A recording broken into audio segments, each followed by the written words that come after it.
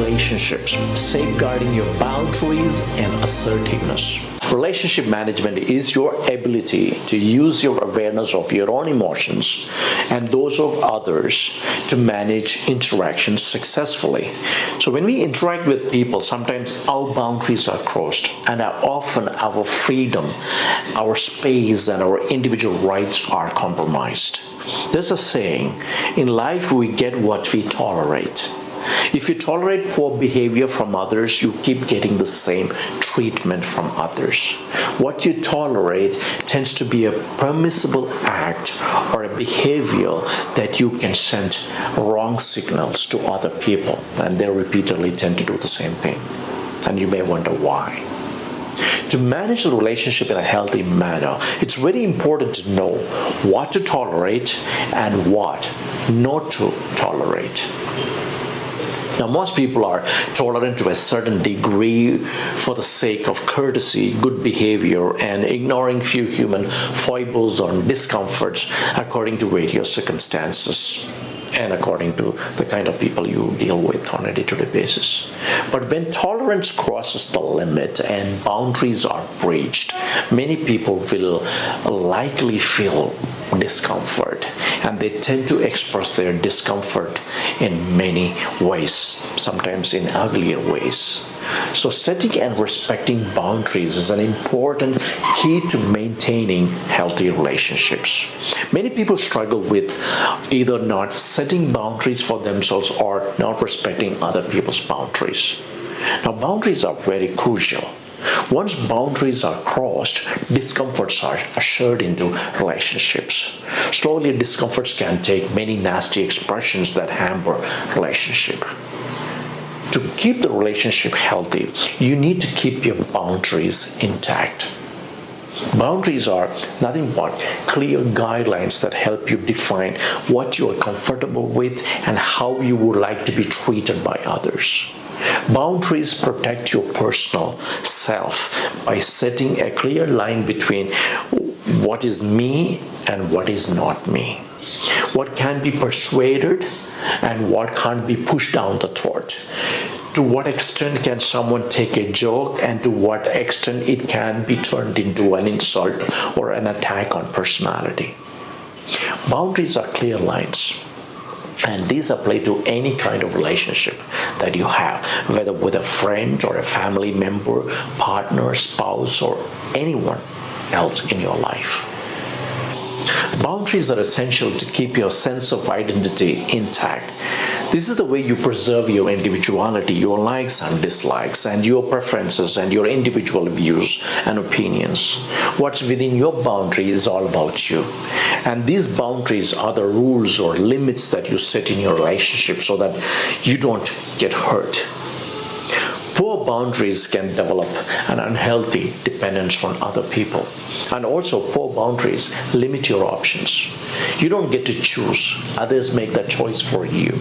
Often you feel pushed or succumbed or obliged to do something that you really don't want to do. People with poor boundaries have a tendency to please other people. They frequently fulfill everyone else's needs but their own. Sooner or later, they experience a growing dissatisfaction inside. Poor boundaries can go to an extent that you can become a scapegoat or feel victimized and scarred in life.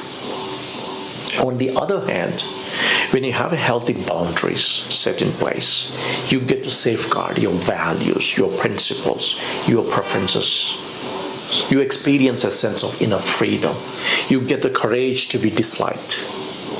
You become more assertive, and you respect other people's boundaries as well because you respect your boundaries.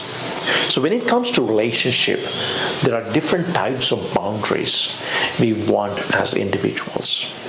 Let's look into what these boundaries are. To start with, we need physical boundaries that include your needs for personal space, your comfort with touch, and your physical needs like needing to rest, eat, and to be in your space. We also need time boundary, and when others breach that, we get irritated and we get very, very angry. Now, time boundary is a respectful gesture to value someone else's time. Here, you don't want to be taken for granted or let anyone waste your precious time. Then there is cognitive or intellectual boundary, where you don't want to push your opinions on others, or neither you want to be pushed by other people's opinions on you. Boundaries at work are about keeping relationships professional and knowing when to say no and yes to the demands at work. And having that freedom to exercise your choices is also very essential for your personal space at work. Then there is financial boundary regarding each person's priority of spending and saving. And there is material boundaries, things that you own, and you don't want to share that with other people. And you don't want other people to come and take those things that belongs to you.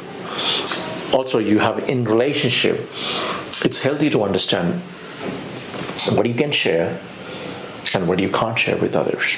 Even if you share with them, you have certain views about how you want them to be taken care of. Between intimate relationships, there is sexual boundary that includes a mutual understanding of each other's sexual limits, desires, and preferences. But above all, the most important boundary for a healthy relationship is an emotional boundary. Because we are emotional beings. And when we interact with others, many emotions are exchanged, some pleasant ones and some unpleasant ones. We emotionally affect others with our words and deeds. Others also emotionally influence us. Most of us are emotionally available to our dear ones, but when relationships are in decline, we tend to be emotionally unavailable to other people. We may become numb, we become non-reactive, and that will lead to an unhealthy relationship. So the emotional boundary is your self-awareness of how much emotional energy you are capable of taking in, how much you're able to exchange, and how much you're willing to share with other people. When your emotional boundaries are clear, you are well aware of the emotional triggers, both your own and others, and you restrain from pushing the wrong buttons or triggers. One of the best ways to identify whether your emotional boundaries are crossed is to pay attention to what you feel. Whenever you feel taken for granted, underappreciated, neglected, pushed around, blamed, overly criticized, bullied, belittled, or shamefully treated by others, you will feel feelings of discomfort, anger, stress, resentment, anxiety, and fear. When you make others feel similar emotions, or when you feel a sense of guilt and regret, you have crossed the emotional borders with other people. That's a clear sign. Therefore, to spot if your emotional boundaries are being hammered constantly, keep a check on how you feel. Look around for warning signs, which can include discomfort, instability, fear, or anxiety. Also check on how others feel. Are you making others feel uncomfortable? Are you causing drama into other people's lives? Are you bulldozing your emotions on others? Are you using others as punching bags? Are you unloading your frustrations on other people? The bottom line is this: become self-aware and be socially aware of your relationships. Watch out for emotions and see if your boundaries are intact. It's important to know and stick to your emotional boundary and guard it to keep your relationships healthy. Setting emotional boundaries is the key here. You need to value yourself first so that other people will not mistreat you. You need to own up to your identity, your feelings, and your goals. You need to feel comfortable with yourself. Accept yourself as who you are. You don't need approvals. You don't need to please others. You don't need to play the game of rescuing others. You don't need to go on fixing other people for what they can fix on their own. You need to take care of your business, your number one business. That is you. Healthy boundaries are meant to nurture oneself and others. It's not controlling others. but caring for others. I think Jim Rohn said it perfectly. You have to be strong, but not rude. Be kind, but not weak. Be bold, but not a bully. Be thoughtful, but not lazy. Be humble, but not timid. Be proud, but not arrogant. Have humor, but without folly. It's important to clearly define your boundaries if you want to enjoy a healthy relationship with others. Self-awareness is important here. You know your boundaries and learn to understand and respect others' boundaries as well. Bottom line, what you feel and what others feel reveal a lot about your boundaries and relationships. If you're feeling bad about having said yes to something you don't really want to do, then it means your boundaries are crossed. If people in your life are making you feel bad in any way, it means your boundaries are crossed, invaded, or encroached by others. Therefore, having that self-awareness of how you feel is the first step to reasserting your boundaries. One of the major reasons why boundaries are violated is because you don't know what your boundaries are, or we have poorly miscommunicated those boundaries to others and vice versa. Once we know our boundaries, then we must communicate it with other people. That's very, very important. When we express our likes and dislikes, we are sending a strong message to our dear ones about our boundaries. But defining and communicating boundaries just go beyond expressing our likes and dislikes. Boundaries are for you and it is about you. They're about respecting your needs in your relationships. When you are uncomfortable about something in your relationship but don't speak up and share it with your partner, resentment can build up. Resentment becomes irritation and can grow into anger, frustration, and irritability. You can't mind read reading another person. Therefore, you need to communicate what you feel. If your partner does something that you don't like, let them know that you don't like it. A simple acknowledgement of, hey, I like it when you do that, or I don't like when you do that, simply clarifies your respect for boundaries. And if you are ever not clear on your partner's boundaries, just ask questions like, is it okay, or are you cool with that? Such questions can help you understand other people's boundaries. If you're afraid to express how you feel in a subtle way, then the tension can build up. And sooner or later, you'll come to a point where there is an emotional eruption and verbal abusiveness come into place. And these can be totally avoided by conversations like mates and friends, talking about how you feel. An essential part of being who you really are is asserting or being able to speak frankly and openly about things that truly matter to you, or truly what is important to you in your life. Learn to practice taking a clear position on where you stand when it comes to vital emotional issues. Draw clear lines about what is acceptable and what is not acceptable in relationships. Don't hold it in your mind. Don't expect other people to read your mind. Express it freely. It's very important to not only know about your boundaries but also respect them. The relationship goes both ways. You both have needs, you both have limits, and you both deserve to have those respected. When having this discussion with your partner, make sure to also create space for them to voice their own concerns as well.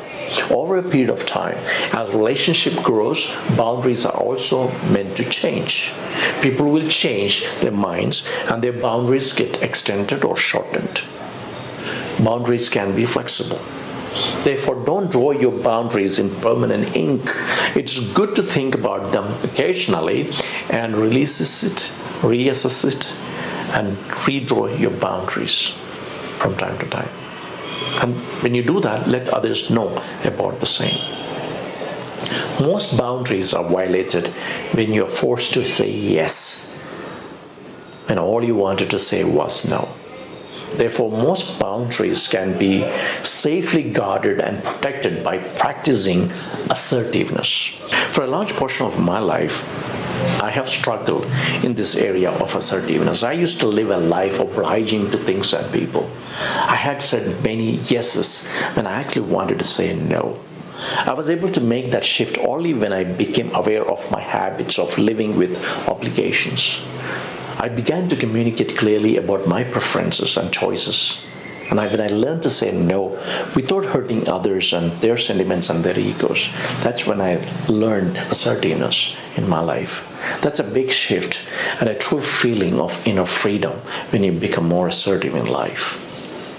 I know many people struggle with it, but this is something that we can learn. Assertiveness and relationship boundaries are very, very important nuances in relationship building, as much as love, respect, and trust. I heard people at work go through this. I know when some people say their subordinates are doing things that they are not comfortable with, trying to make up to other people's expectations and doing tasks just to please a superior. People hide their feelings or do not talk about them just because they fear it will upset the other person. We see many people lacking the competence of assertiveness, going through stressful situations in life. A lack of assertiveness can break your boundaries. But assertiveness is a life skill that you can develop. Assertiveness is saying no when you want to say no and saying yes when you mean to say yes. Very often, when demands are put in you by other people, like you're requested to do something that you don't want to do, or your likely response can be saying an aggressive no or giving in to the request and agree. Now, both can be frustrating. You don't want to aggressively say no, or at the same time, you don't want to succumb to it. And this kind of behavior can escalate into interpersonal conflicts between people later. When someone makes a request and you don't want to do it, and when they ask, you have a right to say no. But it's not easy to say no, especially to people who are very, very close to you. Then the question is, how do we say no graciously and assertively without raising an eyebrow, smoothly and effectively? And the answer is practicing assertiveness using the two-step method, which I'm going to explain to you. This is how it works. First, you need to validate another person's feelings, thoughts, or opinions. And second, you need to state your preference. First, validate their emotions. Then, second, you state your preference. Now, let me explain this process with a couple of things, a couple of examples. I know how much you like to buy that cooking range, but if you ask me, I prefer to use the one we have already bought a long time ago. I know how much you like me in that dress, but I prefer this one over that. Now, in these statements, you have validated what the other person is feeling, and at the same time, you have stated your preference. So the process in assertiveness is first you're acknowledging the other person's liking or preference, and then you're stating your preference. Acknowledge other people's feelings, preferences, but then you state your preferences. It's important to keep in mind that the key is to follow these two simple steps. The shorter your statement, the better it is. The way the other person is more likely to hear what you're saying and not argue with you. So, acknowledge others and assert yourself. Acknowledge others, assert yourself. Make your voice heard. Express yourself. Silence can be taken as a sign of agreeing to something, which is not the message that you want to give to other people. So speak. Assertiveness is not about being pushy or aggressive. It's about stating your preference, your liking or choice, so that you can draw your boundaries and be respected for your boundaries by the other person. Assertiveness is a communication about you, and when others are assertive, they're communicating to you as well. But people can change their minds when they are persuaded, and that's another skill altogether. So the purpose of defining boundaries is to avoid and solve conflicts between people so that great relationship can be built and maintained over time. So work on your EQ skills and add a few assertiveness skills to your life skills, competence. I tell you, this can change your life. Being assertive can change the way you deal with people and others deal with you.